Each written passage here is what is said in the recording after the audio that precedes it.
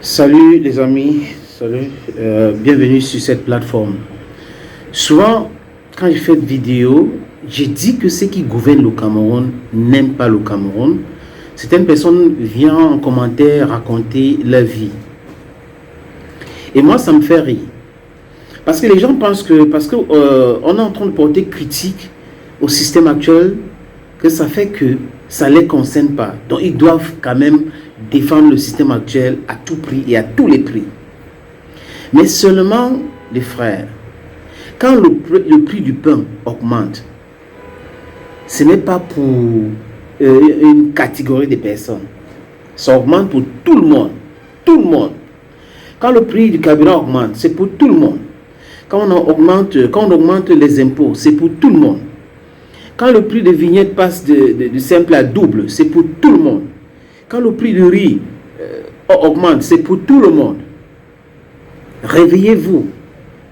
L'histoire du Cameroun, ou des deux Cameroun, nous enseigne beaucoup de choses.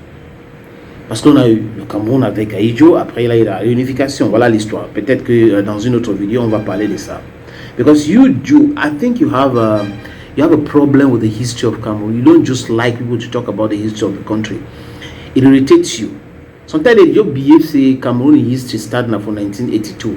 No. Cameroon history no start now with Mr. Biya Barthélemy Bivondor. It's a fat lie. Regardez comment ça se passe. Ça veut dire que pendant ce temps, les gens sont en train de parler de football, de sport, et toi faire ceci, Robert sont faire cela, la distraction totale.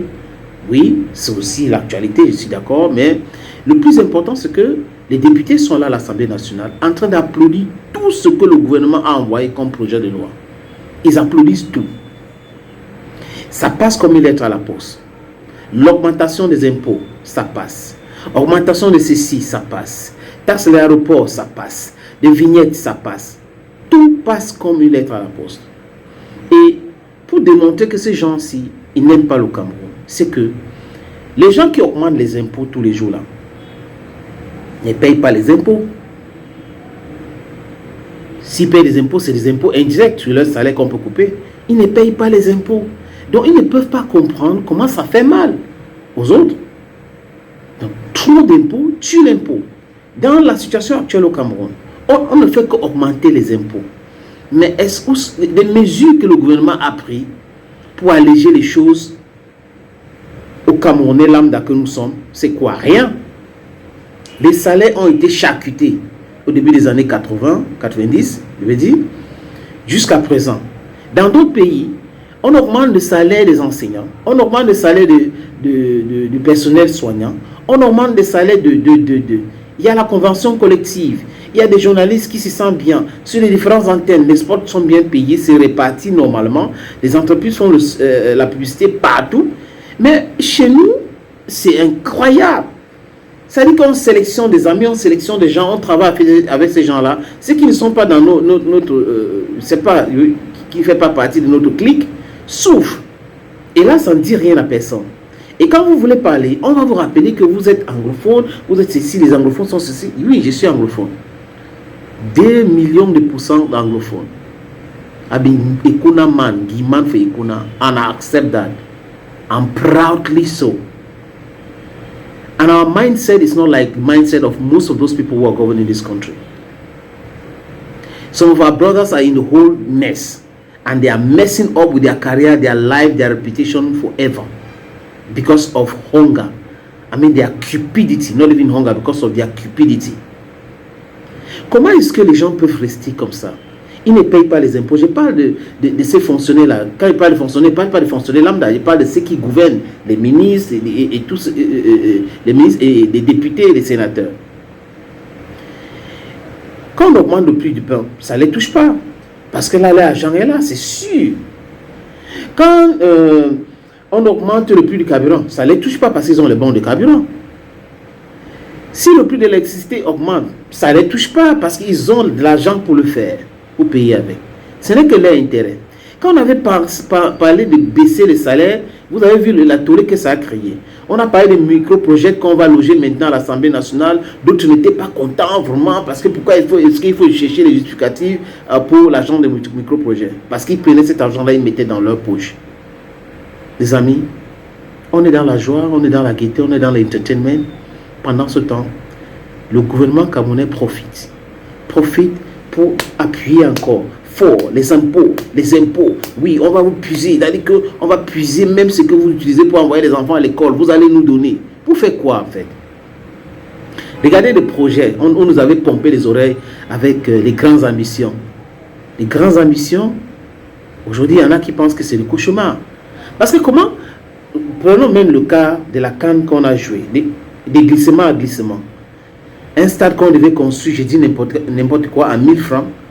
À la fin, on a construit le stade à 20 000. Personne n'est allé en prison. Le Chan, on a joué ici. Il y a eu des scandales sur la gestion, les finances de cette compétition. Personne n'est allé en prison. Personne n'a remboursé quoi que ce soit. Autoroute Douala-Yaoundé. Jusqu'à aujourd'hui, on ne nous explique pas comment ça se passe. On a pratiquement abandonné le projet. On a donné 1 milliard et plus à Maître Vergès pour aller trouver où les prévaricateurs ont gardé l'argent dans les paradis fiscaux. Jusqu'à aujourd'hui, on ne nous a pas dit combien ça a amené à l'État du Cameroun. Donc, ça a rapporté à l'État du Cameroun. Vous voyez un peu? Et on prend les mêmes gens qui sont en train de spolier l'État. On met en prison, après on les enlève pour certains et les autres viennent commencer à dire on a saisi mes biens alors que j'ai été libéré parce que j'ai remboursé le corps de délit. Sans nous expliquer que les biens qu'on a saisis là, la provenance c'est quoi? Est-ce qu'au départ vous avez déclaré vos biens? Si c'est cet argent-là que vous avez utilisé, c'est les profits de cet argent que vous avez utilisé pour acheter les biens, c'est toujours votre bien? Ça vous appartient? Donc voyez-vous les amis, ils sont là, ils pompent des impôts, les emprunts obligataires, ils partent ici, ils partent là-bas, aux institutions Bretton Woods, ils endettent le pays pour que cet argent se trouve où? À l'exemple de Covid-Gate, ça va se retrouver dans les poches de certaines personnes. Et ça continue comme ça. Donc vous, on paye les impôts, les mêmes gens détournent l'argent. Après, on vient nous dire on a arrêté X, on a arrêté Y. Après, on va augmenter les impôts sans toutefois voir si... Bon, comme on est en train d'augmenter les impôts là, qu'est-ce qu'on a fait en parallèle? Est-ce qu'on a augmenté les salaires des gens? Non. Donc, ces mêmes gens-là, avec ces mêmes salaires, ces mêmes hommes d'affaires, avec ce même climat de business climate in Cameroun, vont payer les impôts toujours de la même façon et que ça s'augmente tous les jours. Franchement, réveillez-vous. Réveillez-vous. Si vous aimez votre peuple, vous ne pouvez pas faire subir des choses comme ça à votre peuple. Réveillez-vous. Et tant que vous sachiez que le peuple doit vivre aussi, c'est pas seulement vous et votre clan. C'est pas seulement vous, c'est pas seulement vos intérêts. Incroyable, le Cameroun. Les amis, à très bientôt. Salut, je suis Manu Dibango, je suis Bantou et il y a du tout dans le Bantou et regardez Bantou.